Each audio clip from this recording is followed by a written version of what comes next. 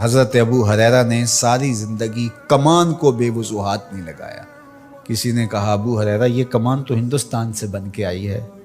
کہا کہ اس کمان کو بھی بے وضو ہاتھ نہیں لگاؤں گا، اس لیے کہ اس کی شکل اس کمان سے ملتی ہے جو میرے حضور کے ہاتھ میں رہی، میں اس کو بھی بے وضو ہاتھ نہیں لگاؤں گا۔ یہ تھی ان کی محبت۔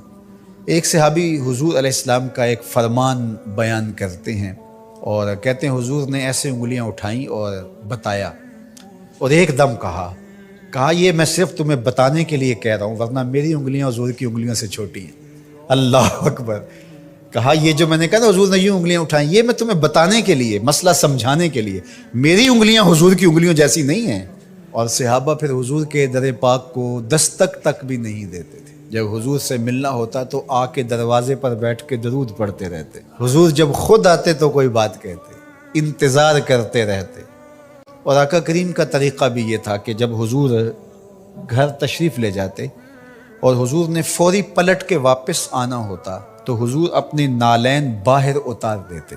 یہ سائن تھا اس بات کا کہ رکیے حضور ابھی آ رہے ہیں۔ اور حضور نے اگر استراحت فرمانی ہے ابھی نہیں آنا تو حضور نالین سمیت چلے جاتے۔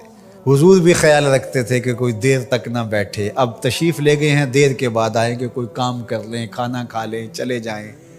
لیکن حضور نے اگر فوری پلٹ کے آنا، چند لمحوں کے لیے گئے ہیں گھر، 10 منٹ کے بعد پھر آئے تو حضور نالین دروازے کے ساتھ ہی اتار کے چلے جاتے۔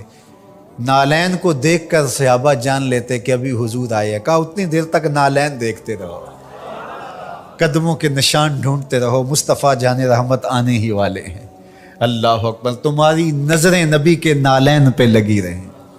امام بخاری نے صحابہ کے اس منظر کو بیان کیا ہے۔ کہتے ہیں کہ صحابہ حضور کے دروازے پہ پھر دستک نہیں دیا کرتے تھے، اور اگر کبھی ناگزیر حالت ہو جاتی، دستک دینا پڑ جاتا حضور کے دروازے پہ، تو پھر ان کا طریق کیا تھا؟ کہتے ہیں صحابہ اپنی انگلیوں کے ناخنوں کے ساتھ حضور کی دہلیز پہ دستک دیا کرتے تھے۔